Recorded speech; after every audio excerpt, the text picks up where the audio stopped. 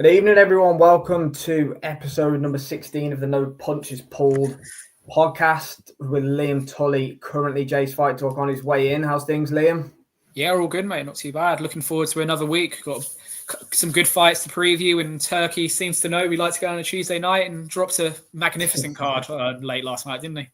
Absolutely. Turkey always delivers. He does Ramblers in the chat. Big up Ramblers. So I'm actually picking pause now. I think he's bigger and stronger. He's a bit square on though yet. Can't wait to preview that one a little bit later on. Here's his picks. Adelaide, Pauls, Espinoza and Hitchin. Sound weird saying Espinoza wasn't he ahead of Here he was, Stephen Espinoza. He's fighting Rebezi Ramirez, isn't he? That should be a decent fight in the Valdez Navarrete card.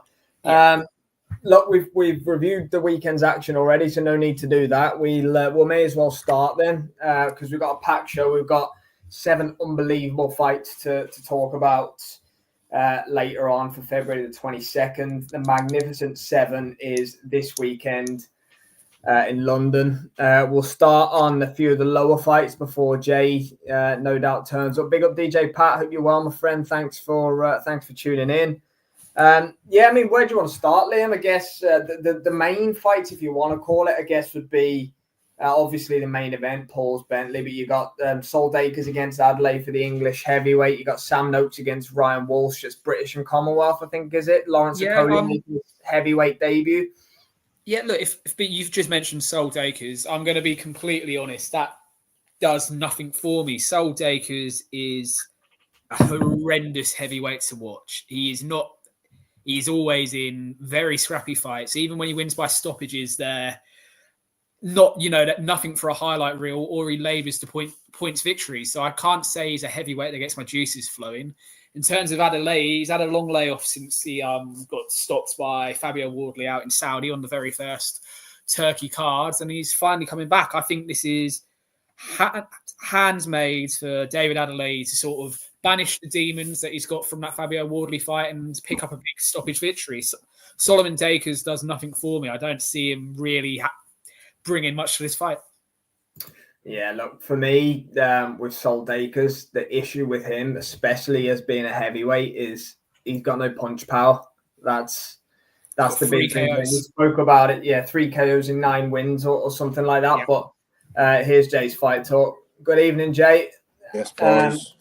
The issue with it, we're just talking about Adelaide against Dakers, the first fight we're talking about for the card on, pretty much that. Look, for me, that's a real yawn. Sorry. Ironically, that was real, but dog shit. I'm not even going to waste my time watching that fight. 2 bums fighting. It's like watching Dave Allen versus fucking Lucas Brown. Dog shit, pair of them. Headline the O2, that did. Imagine that headline. I'm pretty sure it did headline the O2. It did, yeah. Headlined over Chisora and Gashi, didn't it? Yeah, but not for me. Sol Dakers is shit. Adelaide is not much better. I think Adelaide will knock him out, I think. Yeah, I think so. I think Sol will struggle to knock the skin off a custard. He's not a massive puncher. Adelaide is. I think Dakers is a slightly better boxer than Adelaide, but I just think the power will be the deciding factor. Neither of them's particularly good. I mean, flipping Fabio Wardley boxed David Adelaide's head off at one stage and then took him out of there. But at points in that fight was boxing his head off. No disrespect to Wardley, but he's not a very good boxer as such. He's more of a box fighter, isn't he? He gets away with having a concussive knockout punch, which makes up for what he lacks in sort of fundamentals, but he's still really good and potentially could end up being a world champion. I think he's improving, but yeah, Dakers is not for me, and Adelaide I've never been sold on either of them, to be fair. Lucas here, big up Luca, hope you're well, mate. Adelaide 2.5 to win by KO and 1.6 in shit, I didn't even know we're live. I thought we were just talking. Yeah, we're live, mate. Hello, good evening, everyone. Adelaide 2.5 to win by KO, 1.61 to win any event. Yeah, look, David Adelaide. I did not mean that, brother.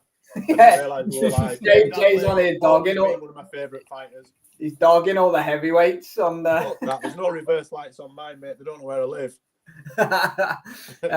Yeah, mate. For me, Adelaide will win that fight. Adelaide a win inside 4 or 5 rounds for me. Yeah, that's exactly he should where do. That's what he should do. Yeah. Right, we won't dwell too much on that though. Don't want to get Jay going too much. Lawrence Okoli signed with Queensbury. Then boys, he's up at heavyweight now. He's been given a number 5 ranking, I think, by the WBC because of his bridgerweight championship status. He's fighting Hussein Mohammed, 18-1 German. Never fought outside of Germany before, from what I saw earlier. Any thoughts on this one? Lawrence Okoli should make this fight look relatively comfortable. But it's Lawrence Okoli, so so you're right, mate. We're more likely to see him labour, scrap, cuddle some more, and then get a points victory and absolutely suck the soul out of Wembley Arena on Saturday night.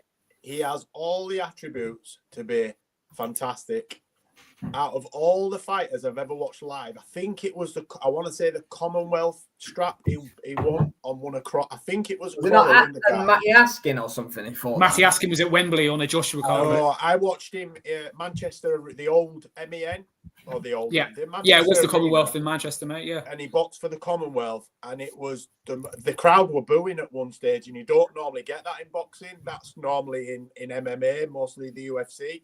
The crowd were booing, they were hissing, and there were people going off to the bathroom. It was just dire because he had the opportunities to sort of jab and come over with the right hand. And he was jabbing and then just leaning in and getting old, but not like where Klitschko used to use his attributes, his size and his weight, and jab and grab. And Okoli just grabs. He don't do anything with it. He don't move them and manipulating him into a position to maybe do what Tyson Fury did to Cunningham, where you manipulate him into an area so that you can move their hands, and he just holds them and then don't do anything with it. And it's a shame, really. I don't know whether that's fear of getting knocked out himself or cardio. It can't be cardio because the kid trains all the time. It's just his style, isn't it?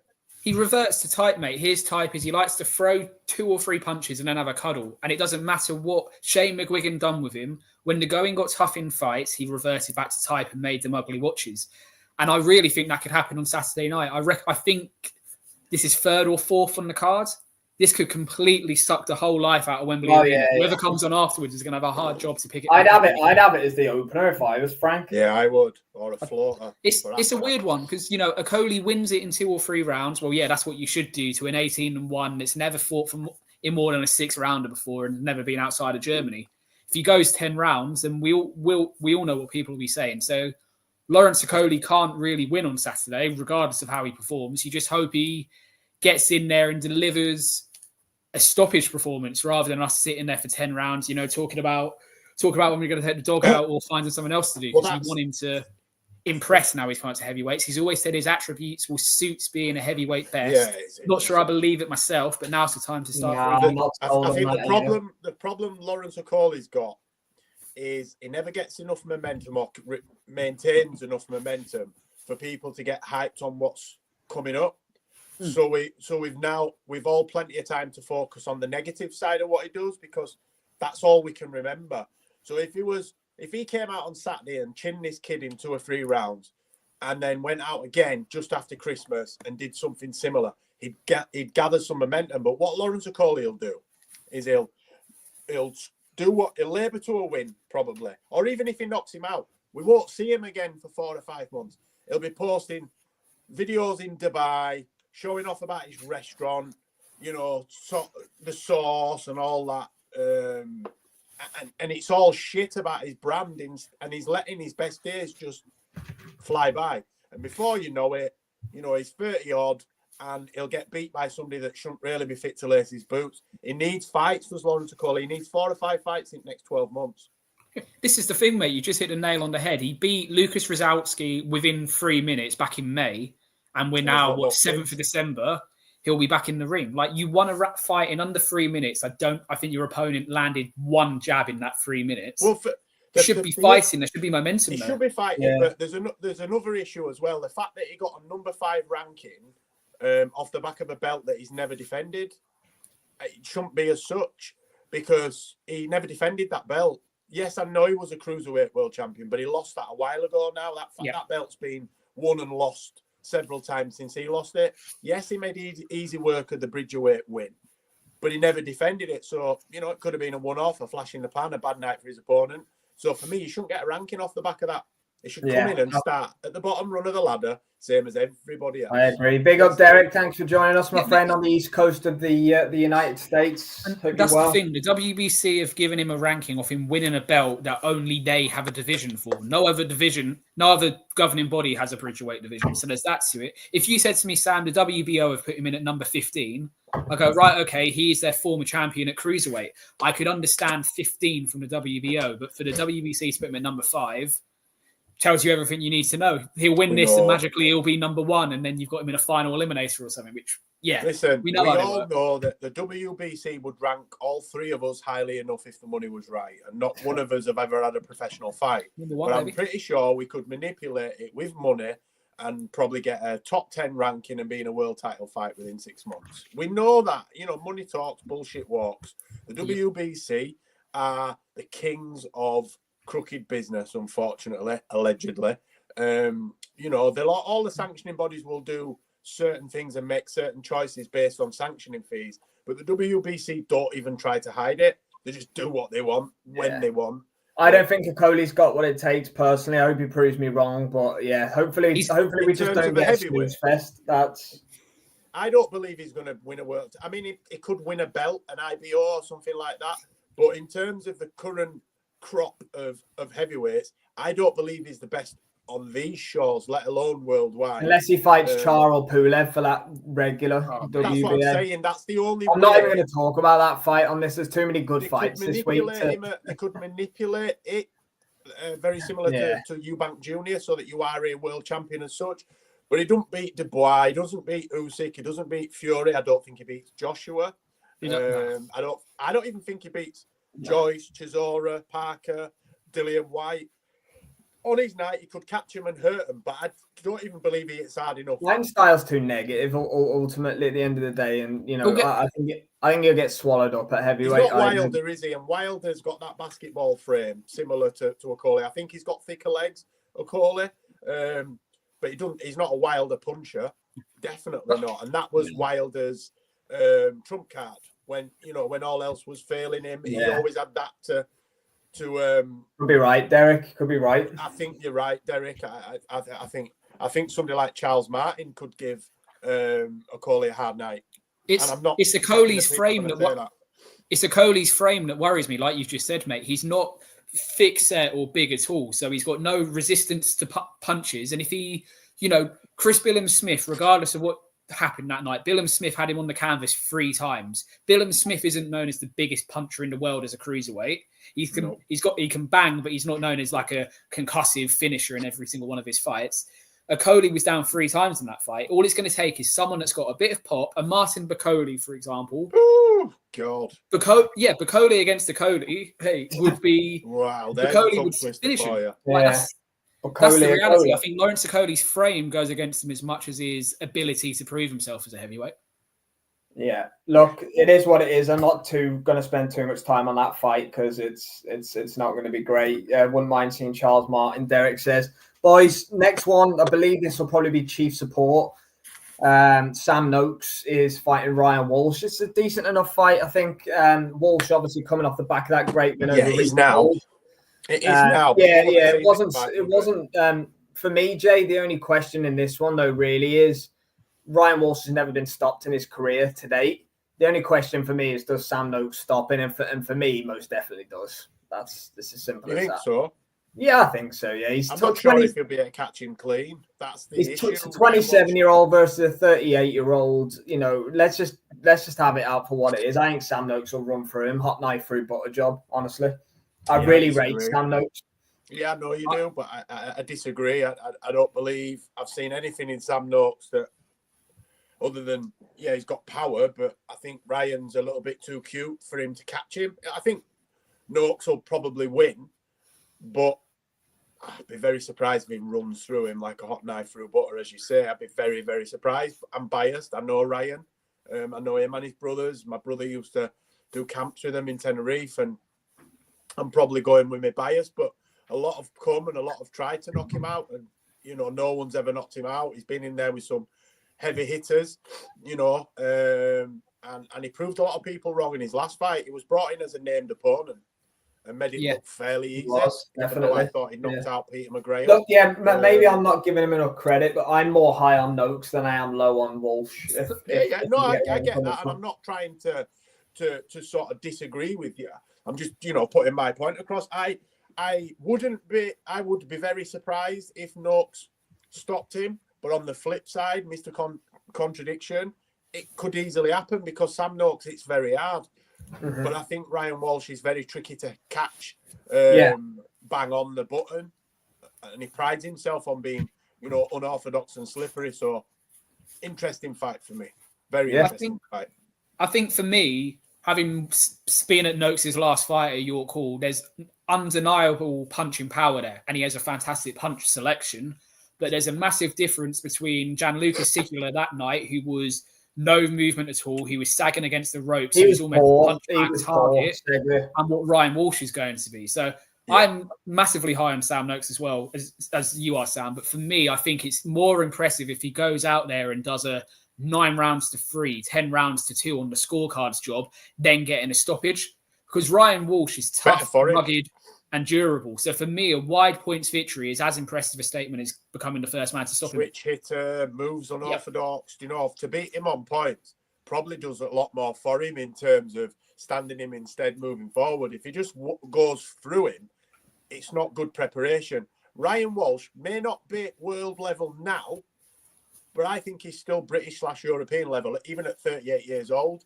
Ryan was probably the better of the 3 brothers. I know Liam was a world champion, but Liam didn't take very well to losses, whereas Ryan sort of picked himself up and went again. Got pretty far in that. Didn't he get to semis in that golden ticket or whatever it was called? He got to semis in that, didn't he? And, he's always been sort of written off. And then, so for me, even though I know Ryan and I class him as a friend, I'm picking Noakes to win the fight. I'm not saying that I think Ryan's going to win because I don't think he will. I think Noakes will win, but I just think that it'll be a harder night than what you potentially think, Sam. I just think it. But Noakes has all the attributes to knock him dead. But also Ryan Walsh has the attributes to put on an upset. So it's an interesting fight for me. This could steal the fight of the night. It could end up being, blood and guts. What does John Fury say? Blood, guts, and thunder. I've never heard that saying. I think he made that up. But yeah, that's what we could see. Blood, guts, and thunder. Yeah, should be a good one. Noakes probably going to fight for a world title if he gets the job done against Ryan Walsh. Let's move on to the main event now. We'll do a bit more time on this one because it's a great fight, isn't it, to be fair? Might not be the biggest names going, Denzel Bentley and Brad Pauls, but the winner's going to fight for a world title, man. The winner's going to fight for the WBO belt held by Janibek currently. I think Bentley's number 2. I think Pauls is definitely up there as well. Other way around. Bentley's 1, Pauls is 2, mate. Because Bentley's 1, Pauls is 2. Yeah, the winner will fight for the WBO belt. I think you've got the European, British, and some WBO international belt on the line as well. I think on paper it's a great fight. Brad Pauls coming off the big win over Heaney, taking his last time out.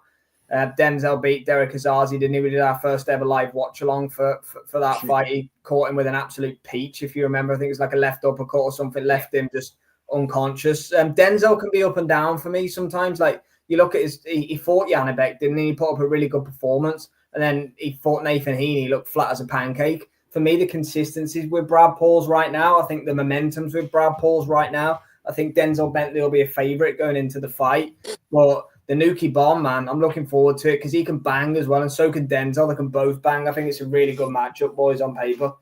I think Saturday night is where we find out what Denzel Bentley has left in the game of boxing. And that's not to disrespect what he's done in his 4 rounds of action he's had this year, but their opponents that he's expected to do what he done, stopped them both in the second round. That's what they were there for. That's what those fights were built for him for. Now you're going in against a young, hungry fighter who's just achieved his dream of winning a British title in Brad Pauls, and you've got another world title shot on the line.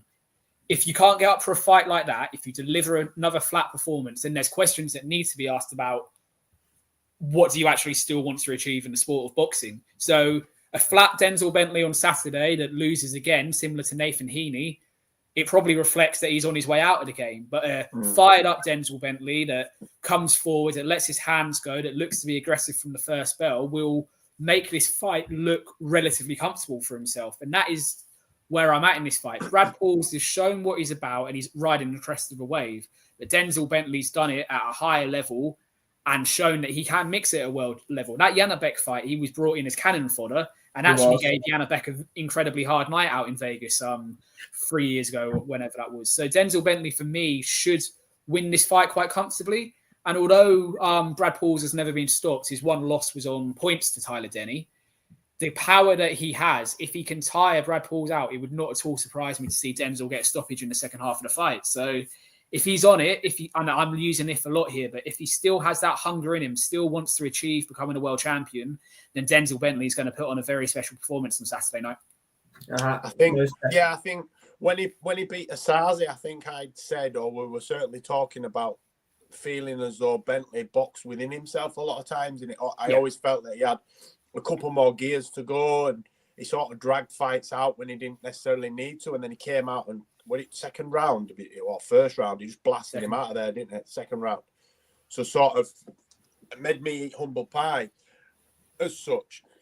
And I'm expecting a very similar performance. I think Denzel Bentley's got the bit between his teeth. He's heard himself classed as the nearly man, and, you know, we're praising him for nearly pulling off something against Janabek and doing really well. And I don't believe he wants to be known as somebody who, you know, a bit like Craig Richards, you know, he gave Bivol, you know, his hardest fight. And people don't want to be known for losses, do they? Some people do. You know, some people dine out on it and build a reputation of giving, you know, great champions their hard nights. I believe Denzel Bentley wants more than that.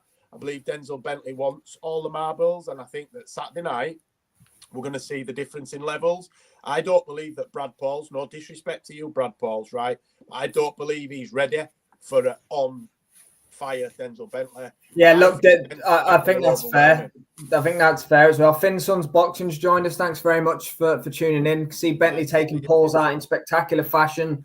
Pauls has a leaky defence and Bentley will capitalise that. I can see it happening within 8. So that's kind of down Jay's theory that you just mentioned as well. We talk about... Sorry, I'll let you can do this first, mate. Sorry, Lynn. Yeah, Rambler says Pauls won't go down from a body shot like Danny Dignam did when they fought. But Pauls is a lot better than Dignam. You can't there's not comparable. Dignam isn't Brad Pauls. Brad Pauls is better than him for me.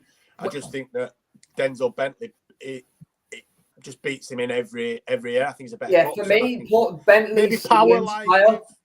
Say again, sorry. Sorry, I was saying Bentley's ceiling's higher than Brad Pauls. I think he's more ability than Pauls. I think momentum's with Pauls. I think that's what makes it a good matchup. I think power lies with Pauls. I think Pauls, it's slightly harder. He can bang. They both can.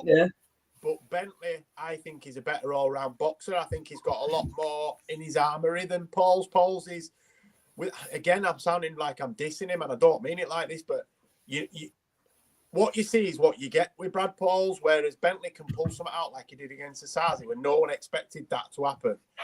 Bentley's got the unknown within his arsenal, and he's a lot more fluid in his movement. And I just think he's better. I'll just say it how it is. I just think he's better than Pauls, and I expect him to beat him.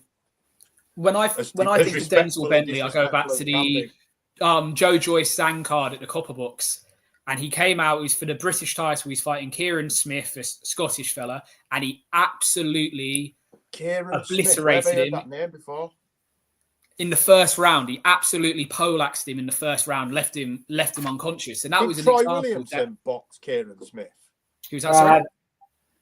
Troy Williamson, didn't he box Kieran Yes, Smith? He did, yes. Yeah. Troy stopped him, didn't Troy? Troy stopped him, yeah. Troy stopped him. Denzel got an opportunity to fight him on the Copper Box card, and Denzel absolutely poleaxed him in the first round.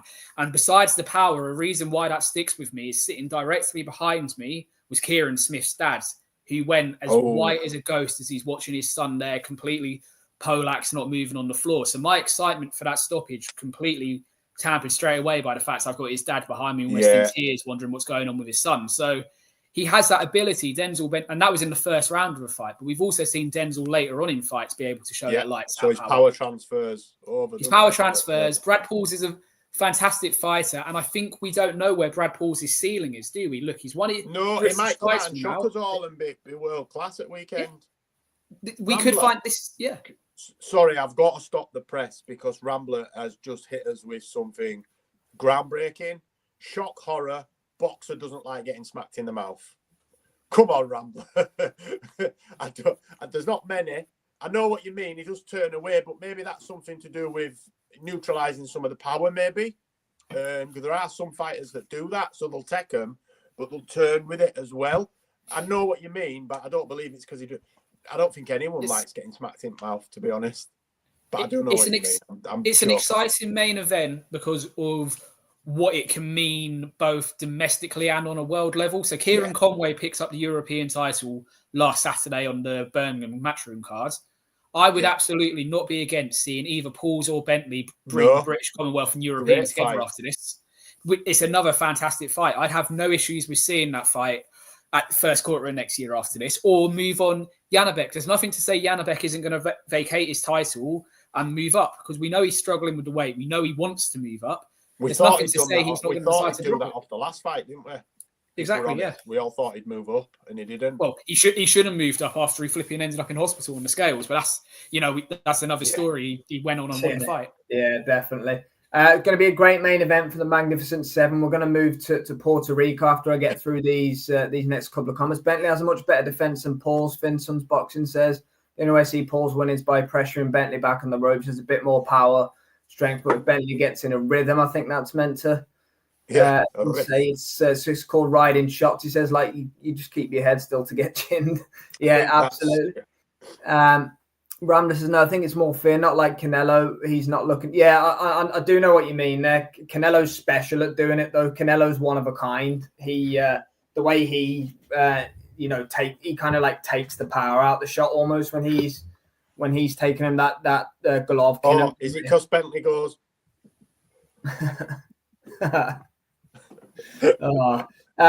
Right, boys, for me, best fight of the weekend we're going to discuss coming up right now. Liam Parrow defending his IBF Super Lightweight World Championship against Richardson Hitchens. Both undefeated, 25-0, I believe. Parrow is off the top of my head, but Hitchens 18-0, I think. All the power for me lies with Liam Parrow in this fight. He's coming off a fantastic victory against Subriel Matias. No one wanted to take that fight. He's done the devil's work, shall we say, and he's got that belt free now. Hitchens now wants to fight Liam Parrow. Not too sure why it's in Puerto Rico, if I'm being completely honest, but maybe they had an agreement in place for Matias to fight there in December if he'd have beat Parrow. So that's the only thing I can think of. But anyway, it's a fantastic matchup. Most people I've spoke to are favouring Richardson Hitchens. I personally think Liam Parrow is going to get the job done. I think it's going to be a really, really good fight. And I can see paths to victory for both. I can see Hitchens outboxing him. I can see Parrow. I can even see Parrow winning a decision, but I actually can see Parrow stopping Richardson Hitchens late in the fight as well. So it's going to be, there you go, Lucas just helped me out there. He's done a deal for the government there for a second show. So that's why it's in Puerto Rico. Evening, Hawkan. Hope you're well, my friend.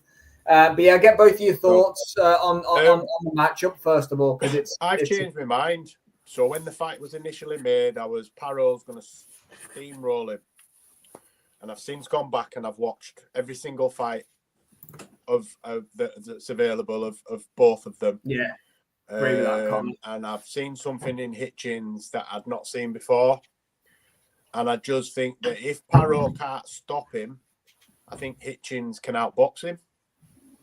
And I think we could see Hitchens put on an absolutely mesmerising performance. If he can keep him at range and just box at range, which is going to be tough, I believe that we might see Hitchens win on points.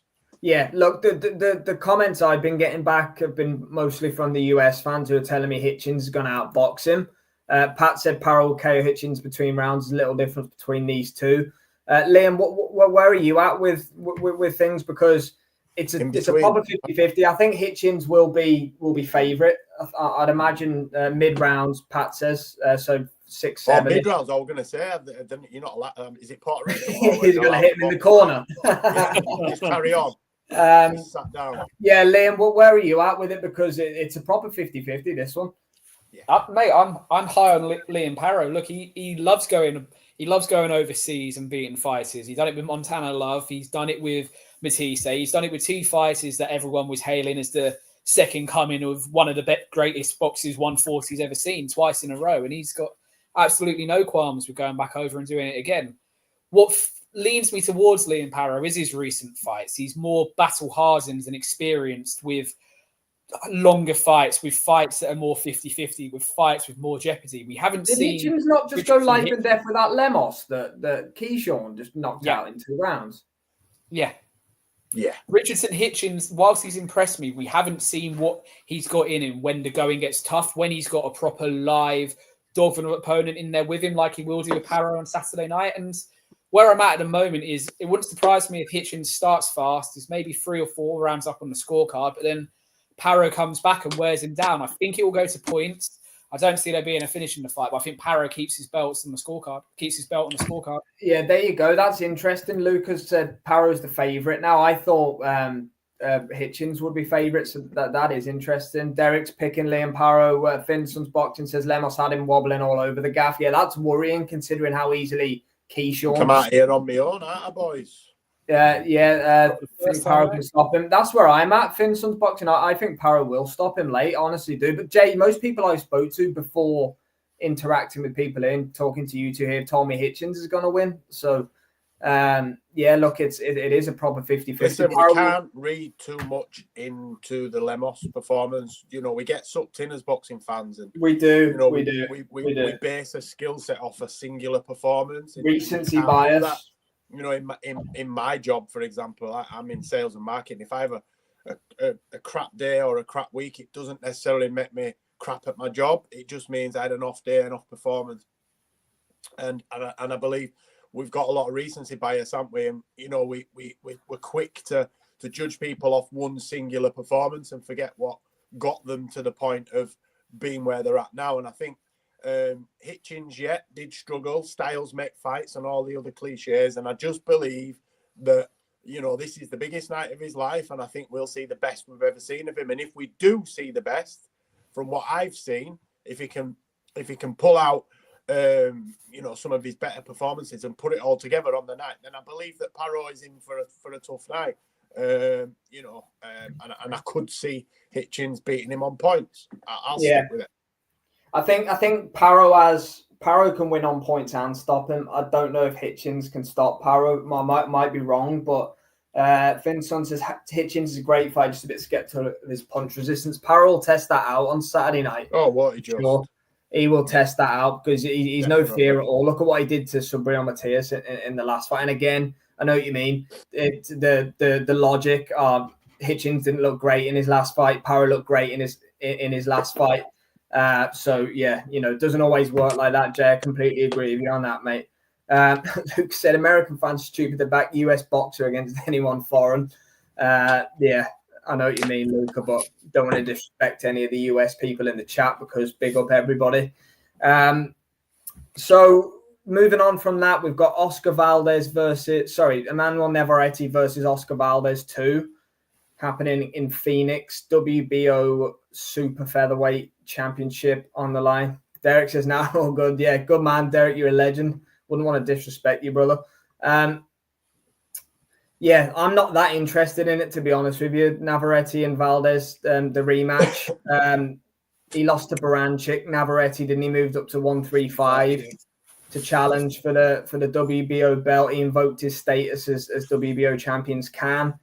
Valdez has just had the one fight since they last fought. He drew to Conceição as well, Navarrete, didn't he? So he's drew and lost a split decision in his last 2 since beating Valdez. Valdez has had a knockover, I think, if memory serves. Yeah, well, I mean, you know, what do you think of it? Are you looking forward to seeing the rematch? The first fight was okay. I mean, yeah, I know what you mean, Luca. 2 proper boxing fans right there, Derek and Luca. It's it's a difficult one because it's not a rematch that anyone's clambering for. The first fight was a very good fight, but I think we'll all agree that Navarrete had won it at the end. It was probably an 8-4, 9-3 type of fight in his favour. Valdez was competitive throughout, but he just didn't have enough to get over the line. What makes this rematch more intriguing for me is the fact that Navarrete has, okay, at a higher weight, had a loss, but he's also had a draw since. He hasn't actually won since he last beat Oscar Valdez. So where's he at mentally at the moment? Is he coming into this fight starting to question everything that he's done in his career that's made him the successful fighter he is and was? Because if he is, then Oscar Valdez is no slouch and he'll absolutely turn up on Saturday night. So Navarrete's record since the first fight, as opposed to what the first fight was, is what makes it intriguing to me. Look, I'd rather see this fight than others that are out there to make for Navarrete. And Valdez is, as I found out today, he's the WBO interim champion. So whatever he's done in between this, he's managed to pick up the interim belt whilst Navarrete moves up. And obviously comes with that is he gets a rematch. So he obviously went down that route because he believes he can right the wrong. So let's see if he can do it on Saturday. Yeah. Yeah, I mean, I enjoyed the first one. And unlike it was a decent enough fight. It wasn't. I'm looking forward to it. I like Navarrete. I always have. There's something about him for me that I enjoy watching. I'm not saying it's going to be the fight of the year, but for me, I'd like to see one of them just put a rubber stamp on it and end the sort of rivalry, if we can even call it a rivalry as such. But yeah. And then they're both Mexican, see, kind of, Navarrete. Yeah, I mean, it'll be a good fight. The first one was okay. It wasn't spectacular, but I enjoyed it, and I think it'll be better. The second one, I think, will be better, and then I'm hoping that one of them calls for maybe one of the Brits at super featherweight, or we see them in with one of the other super featherweight champions, because that's what we want to see. We want to see the best against the best, unification fights, etc. So yeah, I'm looking forward to it. I think it's in and around other fights. I think if it was just that one fight, I'd probably watch a rerun or a recording in the morning, but I'll be up to watch other fights anyway. So I'll be flicking and we'll be all over the place with all sorts of fights on this week. We say that I'm in Merthyr Tydfil at my son's, so you might have to send me a pigeon with results on. We've got the Magnificent Seven, all this US boxing, UFC 310. It's crazy. Minkiem's in the house. Haven't seen you for a while, my friend. Hope you're well. Navarrete, Valdez won't go the distance. Fighters who go up in weight then come back down always lose something from their repertoire. I feel like a refreshed Valdez by stoppage. That's actually a very fair point about weight fluctuation, because we've seen that millions of times, haven't we? When Eubank Jr. had that weight cut to make the Ben thing, then Liam Smith knocked him out a couple of months later. You do see that happens a lot. Just quickly to round up on that, I know what you mean, Derek. I'm not salivating to watch that one. It depends where the clash is between Paro and this and anything else that's going on. But Liam, Espinoza versus Rebezi Ramirez is the Chiefs support co-main event. WBO featherweight championship on the line for that one. An interesting fact about this one, if this is right now, Rafael Espinoza is somebody, I'll be honest with you, I see his name talked about and mentioned all the time as the best featherweight in the world. I haven't watched a great deal of him, to be honest with you. His record's amazing. He's 25-0, 21 knockouts. Rebezi Ramirez, I've seen it. He's had some great knockouts. I've watched bits of him, but he's 6'1". Rafael Espinoza, and bearing in mind the featherweight limit's 126 pounds. And ever since I've just read that he's 6'1", all I can think of is Nick Ball's about 5'1". So imagine him against Nick Ball. Yeah, mate, that's crazy. I'm similar to you. It's a name I hear cropping up. I keep an eye out for what he does, but he's not someone I've followed religiously, if that makes sense. But yeah, he's 6'1", boiling himself down to featherweight. First of all, that's incredibly impressive to be able to do that and win as well. Not just boil yourself down to a weight, be a world champion at the weight. Fair play to him. Look, again, winner of that fight, bring them on for Nick Ball next year. We want to see Nick Ball in unifications, and Nick Ball wants unifications. So in both these fights, actually, on this top-ranked card, there's implications for British fighters. Kakachi, Lee Woods, Joe Cordina, even potentially with the main event, Nick Ball, etc. for the co-main. So there's implications for British fighters, and it will be good to see Brits getting the opportunity next year with these guys. Yeah, 100%. We'll see what happens. And Vincent's boxing. I can't lie, I'm going to watch UFC this weekend on Saturday. Excited to see Gary versus Shavkat. Yeah, that's a good one. Min Kim saying, Rebezi by stoppage. You won't overlook Espinoza like the first time. Ramirez almost stopped him in 6. He thinks from last time. Bob Arum hates British people and British fighters. Yeah, he wasn't a happy man in Scotland. I say in Scotland, in Leeds, was he, when Cattrall and Taylor ran it back? Thinks we're all cheaters. I still love that rant. He had 6 people help him into the ring so he can deliver it. Yeah, fantastic. You gotta love it, haven't you? The energy in his 90s to be doing that kind of carry on. So yeah, credit to Bob. Have I missed any fights, or can we talk about February the 22nd? No, I think that's everything, mate. I think that's it for it, isn't it? It's a very stat weekend of boxing, isn't it? To be completely, yeah, he was having a nap, wasn't he? He was woken rudely by Jack Cattrall beating Josh Taylor. Right, boys. February 17 years old, for fuck's sake. He's going to need a nap. What is it? He's in his 90s, isn't he? He's 93 or something like that. Yeah, insane. Boys, we'll go through this card fight by fight. There's 7 fights on this card. Now, when the curtain jerker is Zhilei Zhang against Ajit Kabiel for the WBC Interim Heavyweight World Championship, you know you've got something scary on your hands. It's going to be about 5 people in the arena to watch Zhang Kabiel. It's going to be on it like the football will still be going on over here with oh, sorry, Rambly. I did forget about that one. Yeah, Char against Pulev is on the on this weekend, isn't it? Yeah, but not going to talk too much about that. Yeah, Darren Barker. Yeah, remember his hips, Darren Barker. Yeah, he didn't need to though, did he? He got £2.5 million for to go and give his belt to Felix Sturm and retired a happy bunny. Yeah, look, it was good business for Barker, that for sure. Yeah, Zhang Kabiel. We'll go through each fight individually and give it its merit. Feel a little bit for Martin Bacoli. He's going to have to settle for FA Jagba, I think, in March. I read earlier. But look, Zhang and Kabiel, fantastic matchup, and the winner's going to be right there for the WBC Championship, aren't they? Zhang inside 4 rounds. Kabiel's not as good as everyone's making out. Never seen I'm not sold on him. I don't think that's a hot take. I don't think it's a hot take. I don't think Kabiel's as good as everybody. He's good. I'm not dismissing him like he's dog shit, but he's not the second coming for me. I don't see anything that Daniel Dubois, Joshua, I think Dillian White had beaten him a couple of years ago. Maybe not so much now. I think Zhang will smash him to pieces, mate. I think it'll be a tight first round, and I think Zhang will just put it on him. Kabiel's dealt with Frank Sanchez and Makhmudov, who, let's be honest, we knew were limited heavyweights anyway. Makhmudov? You mean David Preiske? But he's sort of shown that he can deal with that sort of level of opponent. The difference is Zhang, for all his limitations and the fact that he's into his 40s and everything, he can bang, and he showed it again against Wilder. He absolutely dealt with Wilder and has potentially sent Deontay into retirement. But can actually box as well, though, can't he? Yeah, He's that's not the thing. A bad boxer. If this fight needs to go 12 rounds, Zhang has the ability to take it to 12 rounds. But what I think will happen, I'm on the same boat as you, mate. I think 4 or 5 rounds maximum, Zhang has it over with. It's not as competitive as people are making out. And I think we find that the run that Kabiel's been on has been more about the substandardness of his opponents as opposed to where he's at. He hasn't boxed anyone, really, has he? I mean, no. Frank Sanchez... Derek Chisora in Monaco about 12 years ago.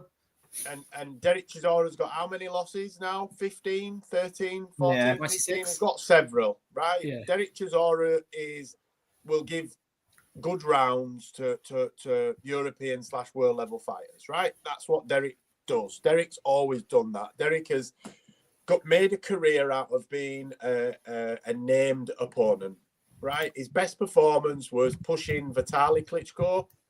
Did he push? Was it Vitaly that he fought? It was Vitaly, yeah. Vitaly spat water at Vladimir in the ring, for absolutely no reason. And then got the David Hay fight at the press conference. But that's probably his peak performance, isn't it? He had a life and death war with Dillian White as well and got stopped. His first fight with Fury was okay, but yeah, so that's his best win, Caballel. I haven't seen anything out of Caballel that I just think it's clever marketing by them to make us, make people believe. Yeah, we're interested. Yeah, we're interested, aren't we? For sure, because Caballel's on a good run in Saudi for sure. But I know what you mean. Frank Sanchez and Matt Mudov aren't gonna, they're not top elite heavyweights, are they? Yeah, what a banger that is. Vincent will come on to that one. Zhang by KO for DJ Pat, same as me. Today. Lucas Zhang by knockout, beautiful hand speed, time and concussive power. Lucas said it there. His speed's underrated as well. Yeah, and he does this he does like a stutter, so he doesn't do a feint with his shoulder. He does if you watch him, he does like a stutter with his jab. So he'll go to throw it, and then he'll sort of stop, and he'll just stutter it, but then goes straight afterwards. So they don't get time to react. They've already bitten on the first stutter, and then they're leaning into it. It's really good. It's that hand speed that caught out Joe Joyce. It's the hand speed. It's that right hand in the rematch. That's what's done for Joe Joyce in both fights. No disrespect to Joe Joyce, but I think everything faster than a sloth is faster than Joe Joyce's timing. Yeah. Sorry, Håkan, forgot about that one, mate. I know what you mean. He couldn't defend it. It came too quick, didn't it? The right hand just bam. And have you talked pro? Yeah, Tyrone McKenna is back. I forgot about that one, Håkan. Thanks for letting us know. Again, won't he, soon? Well, he retired it after Lewis Crocker destroyed him last time out. He's fighting Dylan Moran on is it on DAZN? I think it is on DAZN. I saw on the schedule. You've also got is GBM on this weekend as well. GBM's this weekend. Quartermain's fighting, isn't it? Bateson versus Quartermain. Yeah, Quartermain. Yeah. So look, there's all sorts on this weekend. It's actually pretty difficult to keep up with. Give us our press passes. Yeah, definitely. So the pro box is on as well. Good man for that, Håkan. Caballel beating the giant. People think he's good. Flat-footed, slow as hell. Zhang will smash into bits. Yeah, look, the consensus is that everybody is thinking Zhilei Zhang's going to get that one done. Then I know he is a favourite in the fight. I think it's closer than perhaps it's been spoke about here. But yeah, we'll see how that one goes. It's a great fight anyway on paper for sure. Next up, you've got one that wasn't really rumoured and wasn't spoke about, and it's great interest from a Brit point of view. Obviously, we all ridiculed Callum Smith's. We didn't ridicule it, but I didn't. We understood that he was knocking ring rust off in Birmingham last week. But yeah, that just sort of came out of nowhere, didn't it? He's challenging Boazzi for the WBO interim World Championship, and it's a great fight. We've been calling for that fight, to be honest with you. The Yard thing, God knows what's going on with Anthony Yard, but to get Callum Smith in with Boazzi, we're going to see where Boazzi's at. We're going to see if Callum Smith can return to the top of the sport. I know Håkan was talking to Callum Smith in Birmingham last week. Saw your picture with him, Håkan, so nice one there. Boys, I think this is a cracker, and it sort of came out of nowhere almost. Surprising fight. Yeah, I was surprised. Sorry. Yeah, I mean, I think that it's a good test of where Boazzi is, but it's only a good test of where Boazzi is if Callum Smith turns up. There's a chance that Callum Smith don't turn up. If Callum Smith don't turn up, then Boazzi will beat him on points. I don't think he'll stop Callum Smith. But if Callum Smith turns up and still has, ambitions of being a 175 champion and has the wherewithal and the skill set and the cardio and the compassion to go again, then it's a great fight. It's a great fight, and I would favour Callum Smith just based on resume. Liam? It's a great fight. Another one of these fights that gets made within 48 hours of one of the boxes. Boxing Turkey seems to love to do these, doesn't he? It's a good battle of Britain, but it's also paving the way for who's going to, get the first crack at the WBO belt when Bivol and Beterbiev are done with their rematch and probably both retire or move on. So, do you want to know why he put the fight on the card? In my opinion, because Dan Rafael leaked most of the fights last week, and he wanted to get that Right, One I've got to surprise. stick something else on now because I can't have them all being leaked. So he's just stuck Boatsy and Smith on there, and then everyone's going, Jesus, there's even more than what was leaked. I think if Callum Smith has anything left from his run at 168 and what he showed before running into Beterbiev at 175, he beats Joshua Boatsy. But as Jay's just hinted at, if Callum Smith doesn't have that side of him left anymore and doesn't have the ability to reach those heights, then Joshua Boatsy can make it look a relatively easy night's work for him. And that's not something I'm taking any great pleasure in saying, but it's more about what has Callum Smith got late as opposed to anything else in this fight, because it will either be a fantastic humdinger that goes 12 rounds and we're praising both men, or if Callum Smith is slightly over the hill, Boatsy should win it fairly emphatically.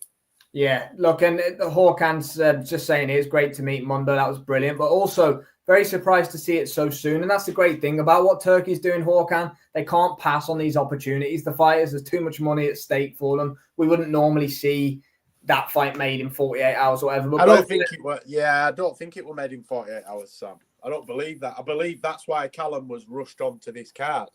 I know what you mean. Negotiating this fight last month, and he needed a run out before February.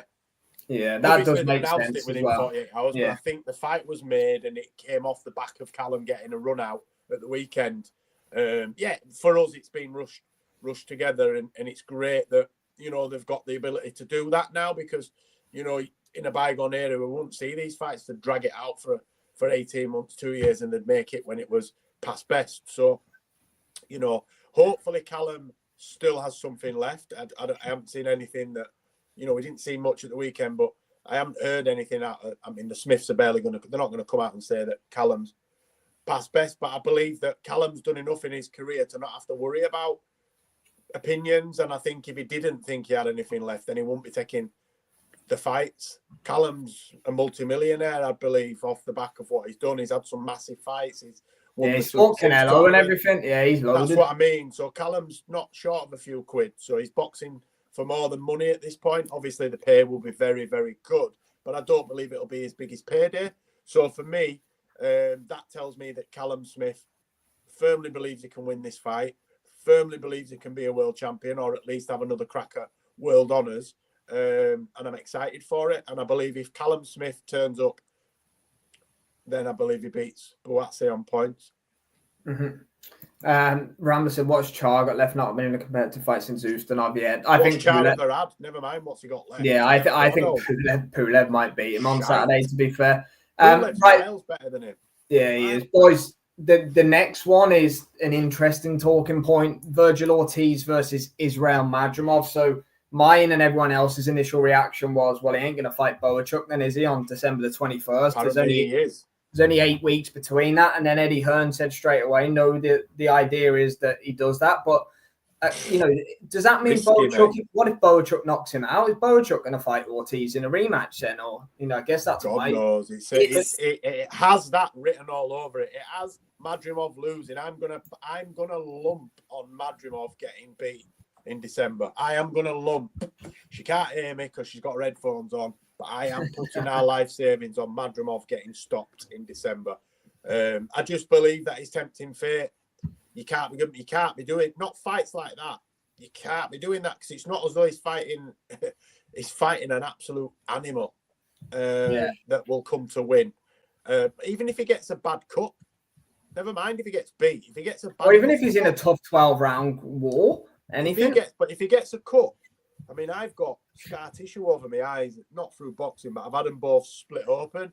I can get hit. My youngest caught me with her elbow once, and it just went blop, wide open. That gets banged hard enough, it opens. So if he gets a bad enough cut that needs plastic surgery, he's not fighting in 8 weeks.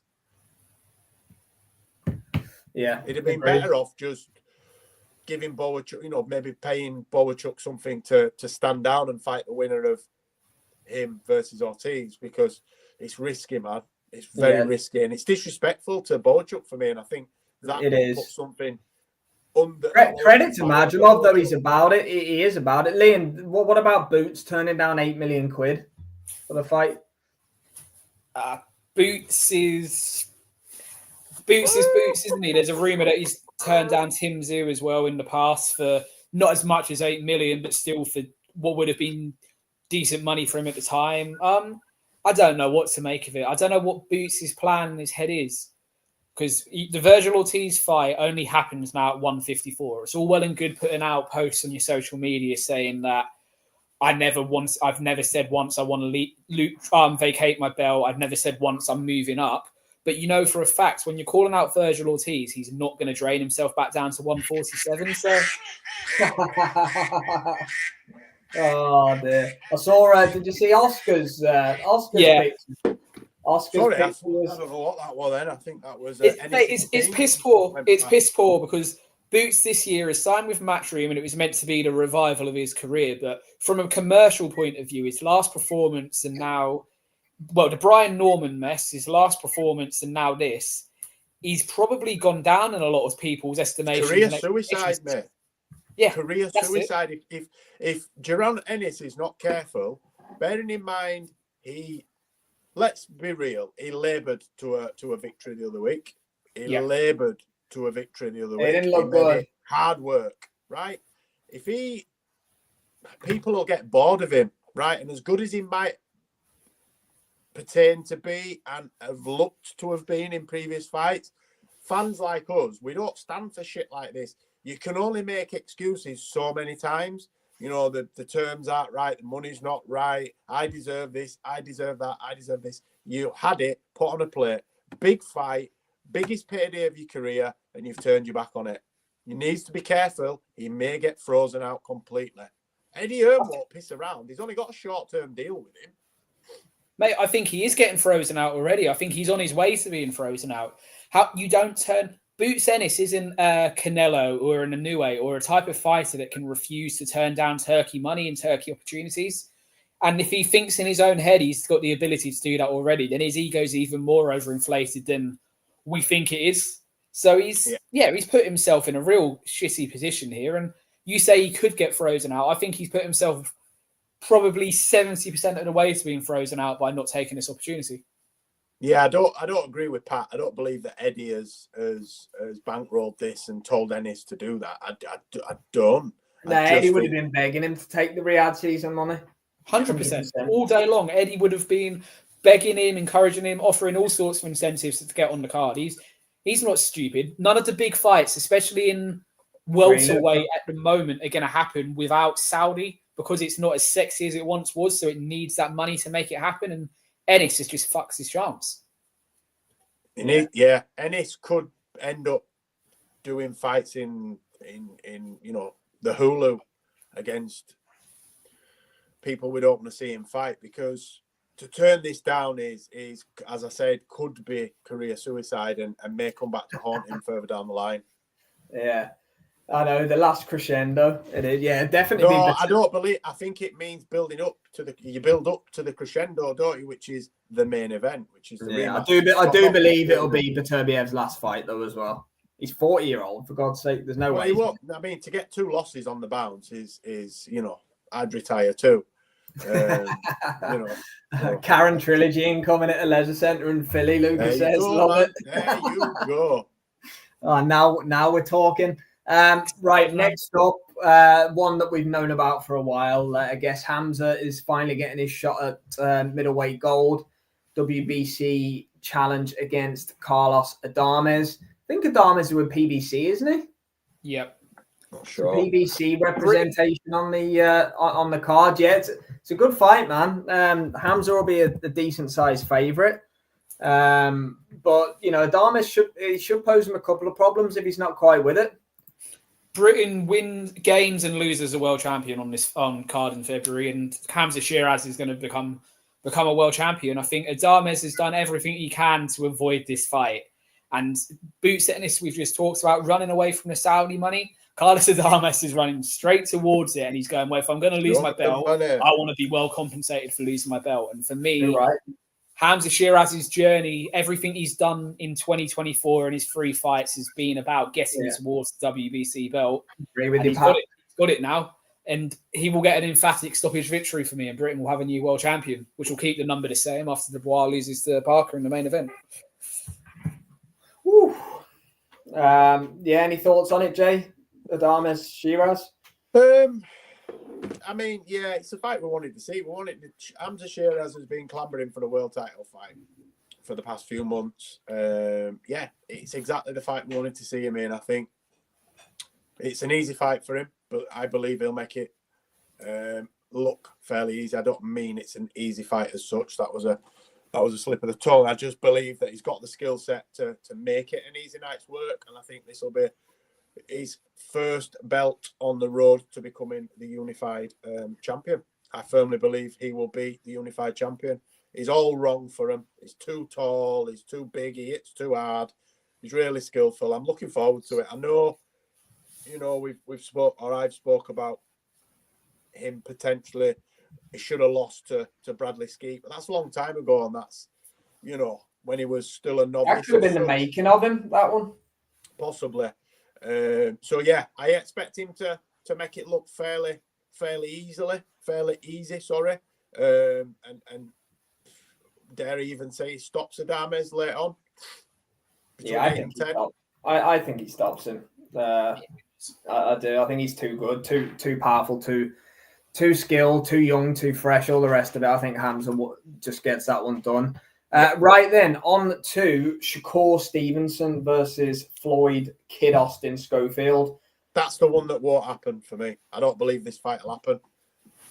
On what part? I just don't think they'll fight. I just don't think Shakur Stevenson will be there. I think something will happen. I don't know what. I've just got a funny feeling this fight will not happen. I don't believe Shakur wanted to fight Schofield. What's he get out of beating him? Absolutely nothing. Schofield gets everything. Everything he's got. Shakur is in a no-win situation. He goes and steamrolls Floyd. He was supposed to do it. He gets beat by Floyd. He got beat by someone he was supposed to beat.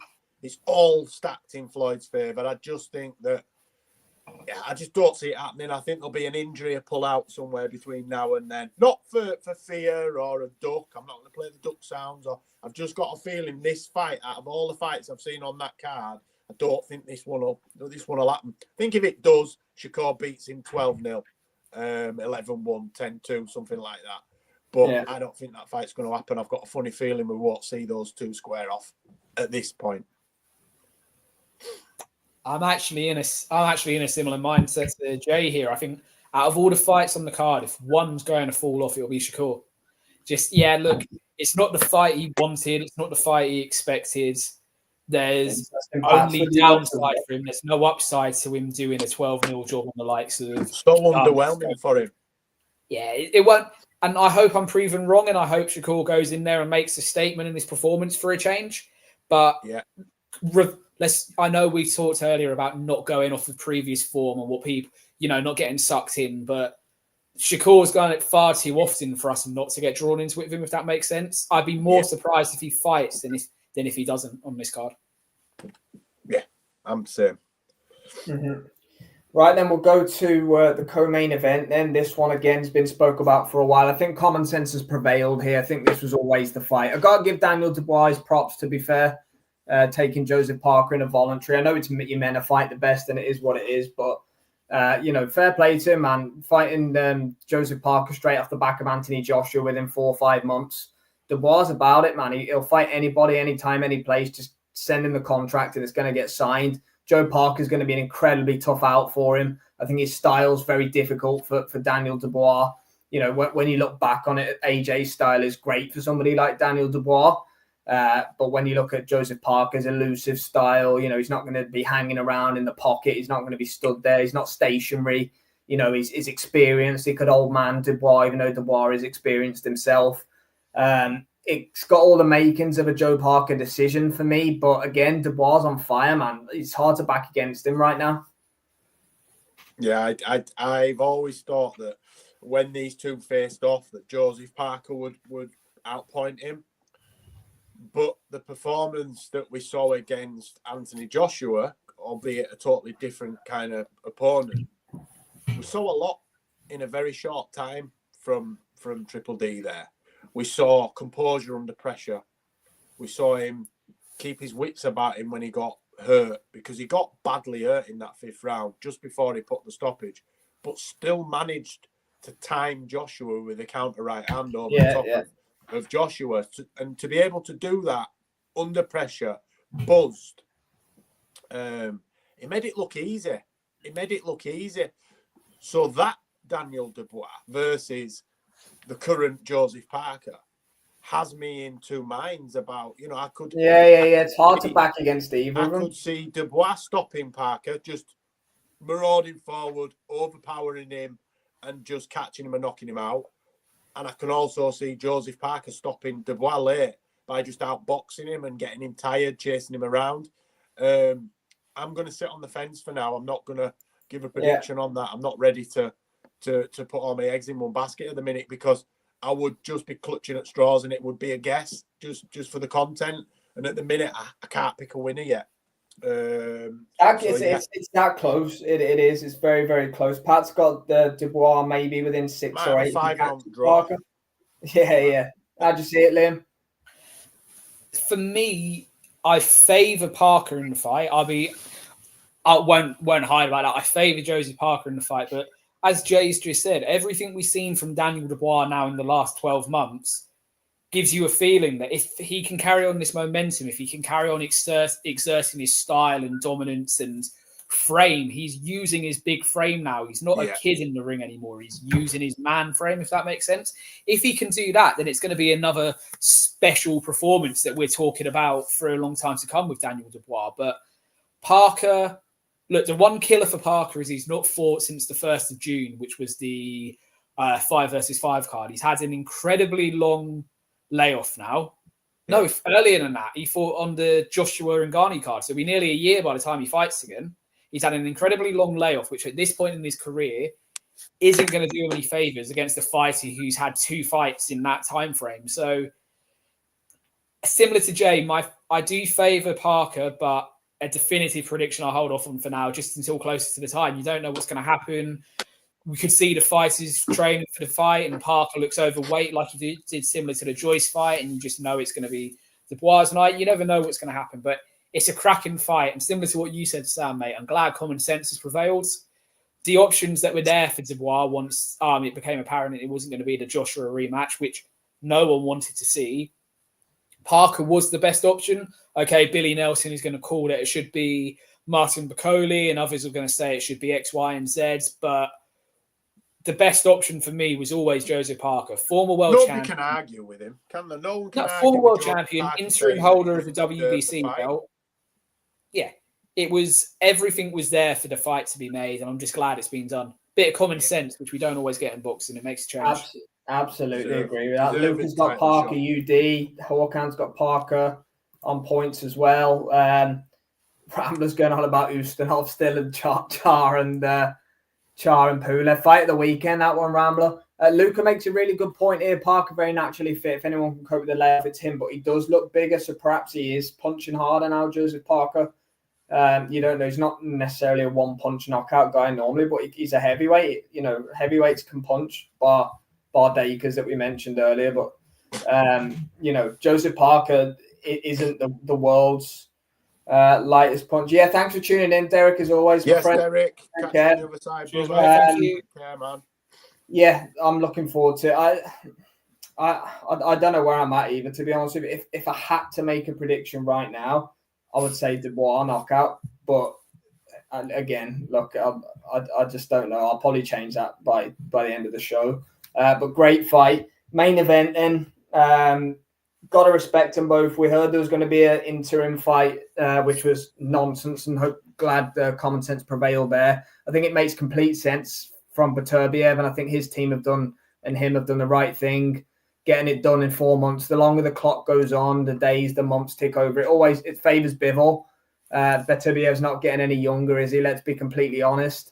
So yeah, I think it makes sense from his point of view, and then maybe bow out after he wins or loses or draws in this one. But it was a great fight to watch for the purists like us and the people that are with us right now. So yeah, really looking forward to them running it back, lads, in February.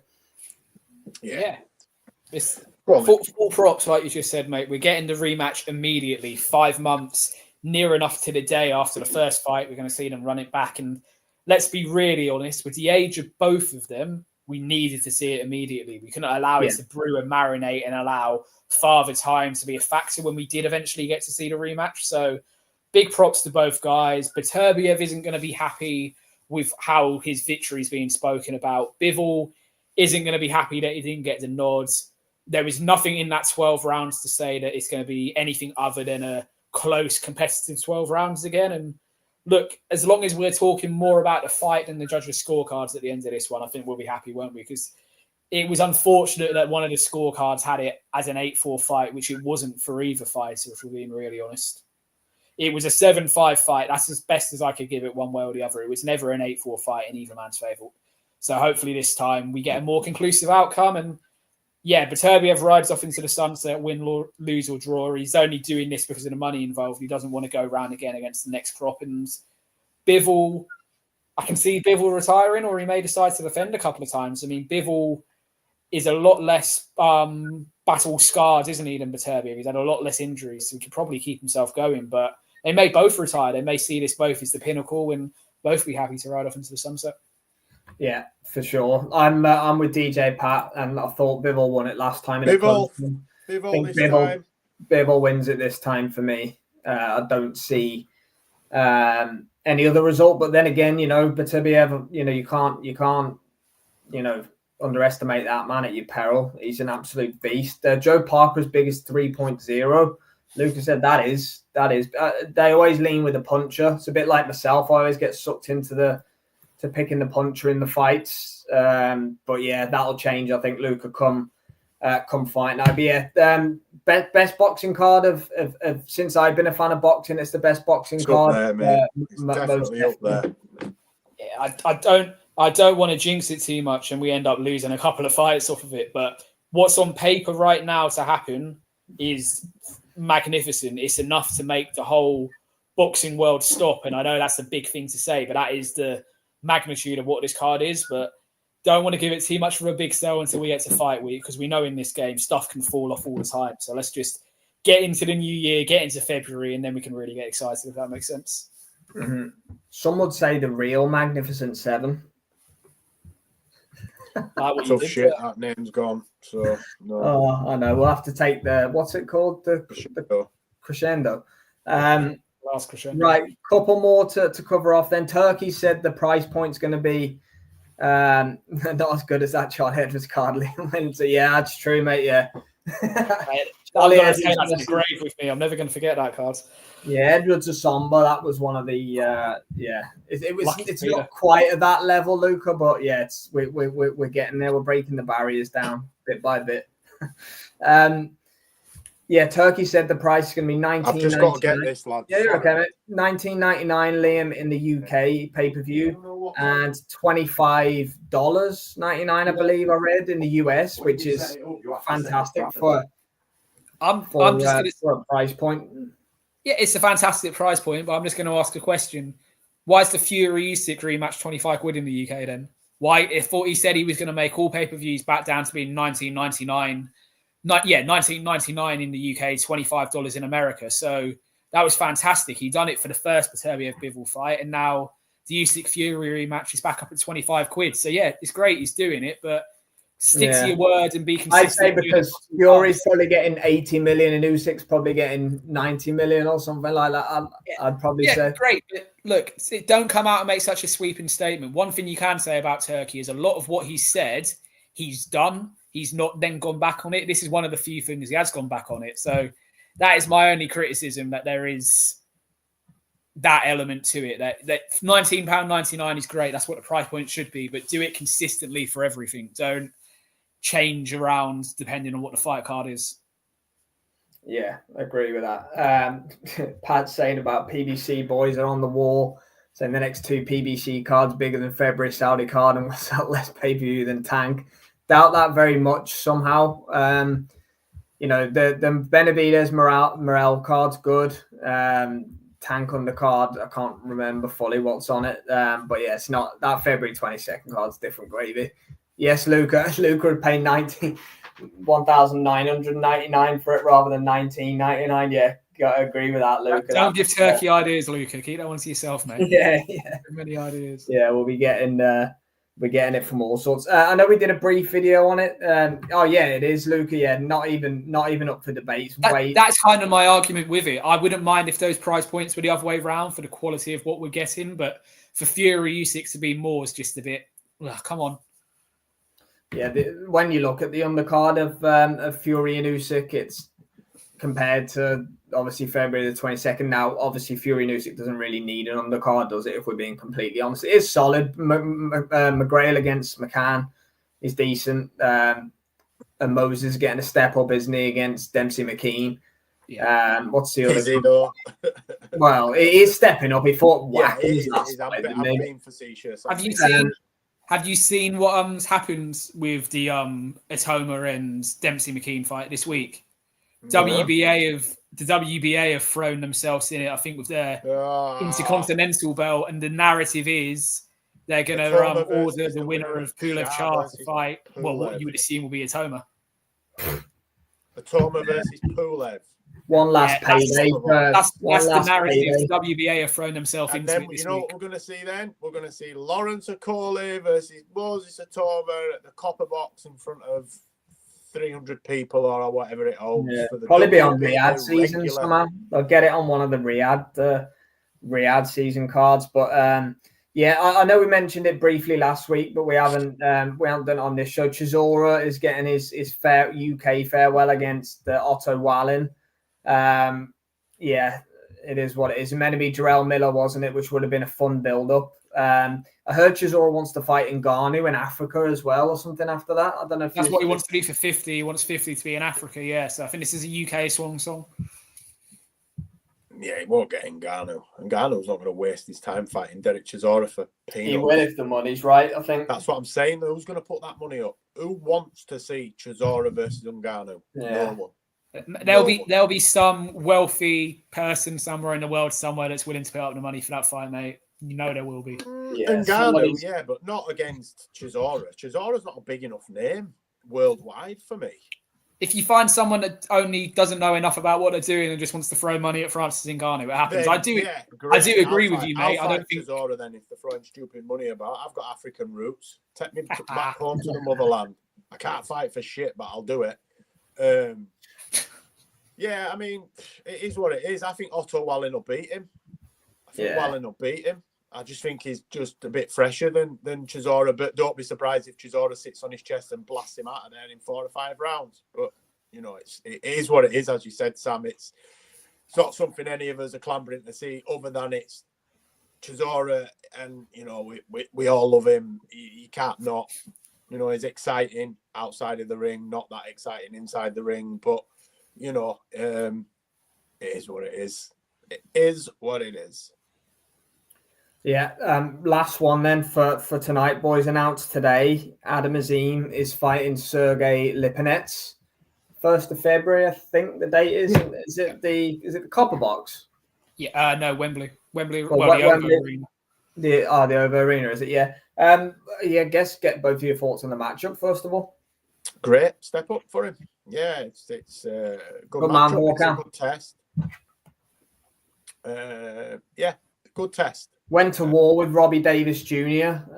Last year, I think it was. It was a fight of the year contender. It was brilliant. Yeah, I think. I think Azim should beat him, but it's a great test of where he's at in terms of what level he's at before he goes into the Dalton Smith fight, if that fight ever bloody happens. But it's a good step up for him. I think he's had the O'Hara Davis, which was like a weird fight, wasn't it? They were friends and they've known each other for a long time. It was like a sparring match. O'Hara Davis didn't look like he'd come to win. It just looked like he'd come to get paid. Dare I say, similar to the fight we had at the weekend, where they just turned up to get paid.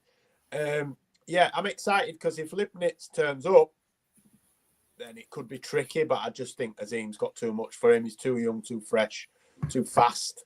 But yeah, I'm excited to see that fight.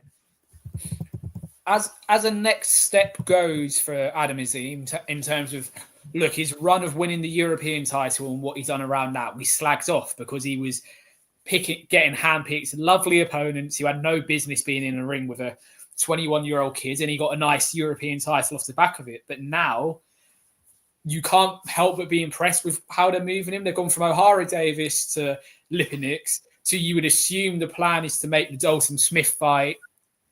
The plan is to make the Dalton Smith fight at some point in the summer. Should be in a world title fight. If they're losing Lipinix to step up for that, then I'm all for it. It's fantastic. It's what we want to see. It's just a shame they've put the IBO belt on the line for it, because that gives... Yeah, I saw that. What's that about? Ben Shalom seems to be doing a good deal at getting his fighters IBO belts, doesn't he? He gave McKinson a chance for one. Caroline Dubois an IBO champion. He seems to know what he's doing. But this belt... Prince Patel's got one. He rammed that down my throat yesterday. It's a belt that Joshua and Usyk have had, and fuck off. Yeah, mate. All homage to the IBO. All the greats have held it, definitely. Sorry, it was more kind of... I don't know why I said it was last year. It doesn't need a trinket, that fight. That fight's big enough as it is. It's an exciting fight against a world level opponent.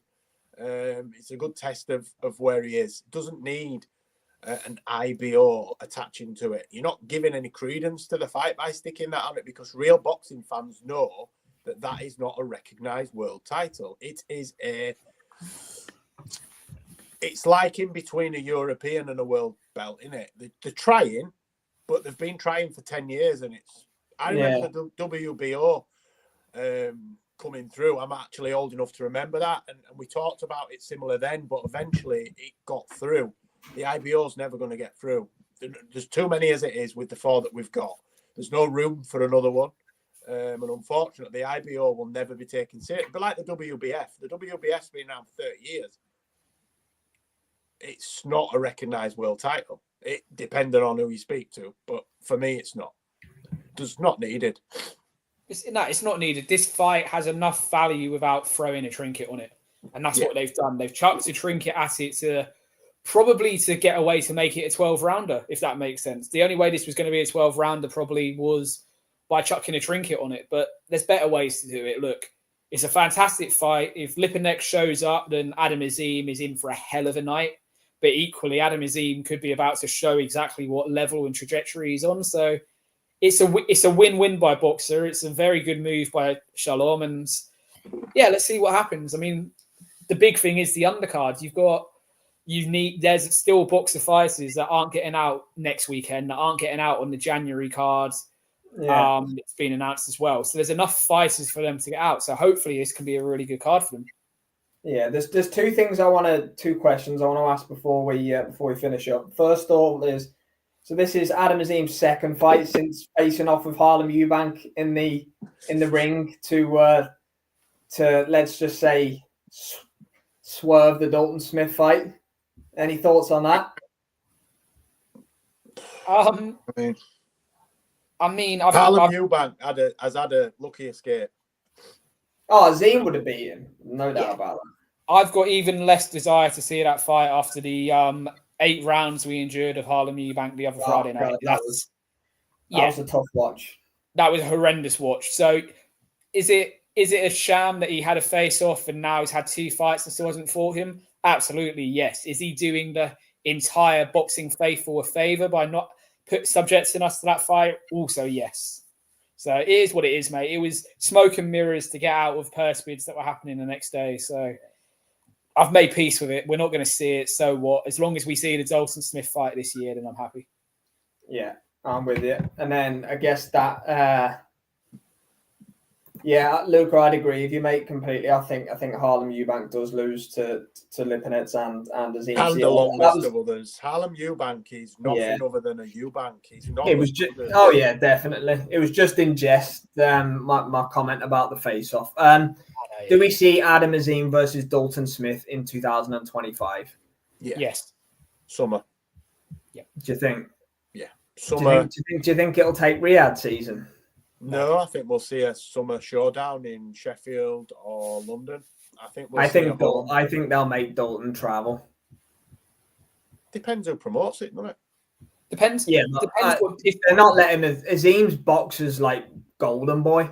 Dalton Smith, with the greatest of respect to Dalton, he's a really good fighter. He's just a member of the Matchroom stable. I'm just being cutthroat here. but Azim is boxers' prized asset outside of, you know, your Bacolis and Eubank Juniors, who are like, you know, they're in London then. It happens in London then. I don't think it would have to happen on a boxer promotion, in my opinion, for the fight to happen. Yeah, I think we'll see it summer next year. For me, there you go, Luca. Are we going to see Dalton Smith fight again before the Azim fight, or is he going to go straight in? If Dalton Smith fights, what's going on with Dalton? It depends. Like, I put the European title above the IBO title. So if you're going to play that card and Dalton manages to pick up the European strap, then you give Dalton home field advantage. I suppose a lot will depend on if they can get a deal done or if it needs to go to purse bids. Then we'll see what Eddie and Ben think of the two men. For me, if Dalton picks up the European title, I'd make him the A side for the fight because that counts for more than the IBO trinket. Yeah, I think Eddie's on record, which will go against them in negotiations, on record numerous times saying, "I will go on a boxer show, I'll pay Dalton's purse," and all. I don't know if I remember all that happening, to be honest. But again, that was at a time when Shalom was doing everything he could to move Azim out of the way. So, you know, smoke and mirrors, mate, all smoke screens, isn't it? Yeah, I would say so. Yeah. And I think Harlan gets moved on to Misfits by end of 2026 by Kala. I don't even think he'll be that. I think he'll be gone by 2025. I mean, he struggled in his last fight, really. Yeah, let's not talk about the Eubank. He can join Chris, as DJ Pat famously likes to say, Chris Eubank Jr. to Misfits. He loves that one. Big up, DJ Pat. Yeah, so thanks, everyone. We'll leave it there for tonight. Big up to Luca, Hawkan, DJ Pat, Derek, Rambler. Who else has been in it with us? We had Minkian was here for a bit. Big up Minkian. Finsum's Boxing was here as well. So yeah, good crowd tonight, guys. Thanks everybody very much for tuning in as always. Thank you very much. Yes, Josh Kelly can go there as well. Yeah, we got advocates for Misfits coming in thick and fast here. Salam is already struggling when Eubank Jr. versus Ben seems off, and Ben is on X.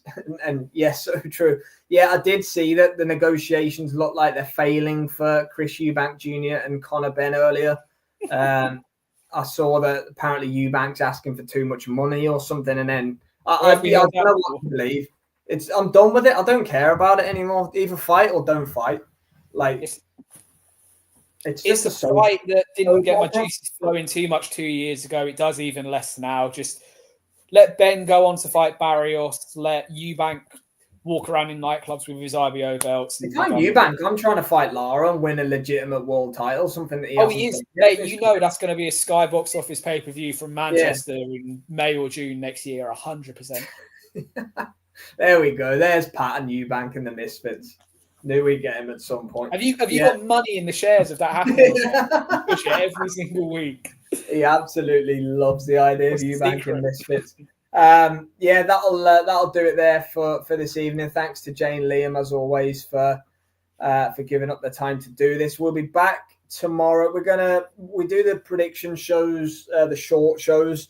We're gonna pick just 2 fights this week. We're gonna do obviously Brad Pauls and Denzel Bentley, where we'll break that one down a little bit further, and we'll do Liam Parrow against Richardson Hitchens, because for me they're the best 2 fights this weekend. Yes, good man, Rambler. Thanks. Take care. Pat, Luca agrees with Pat. Lara will outbox Eubank Jr. Yeah, look, possible. Yeah, thanks, Pat. Top man.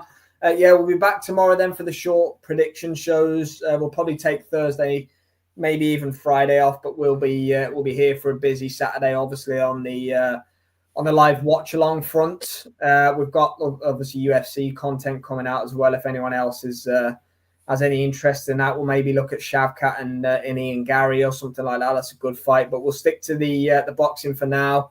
Hope everybody enjoys the rest of their Tuesday evening. We'll be back for this show same time next week. Follow at Liam_Tully9 on X, at Jay's Fight Talk on X as well.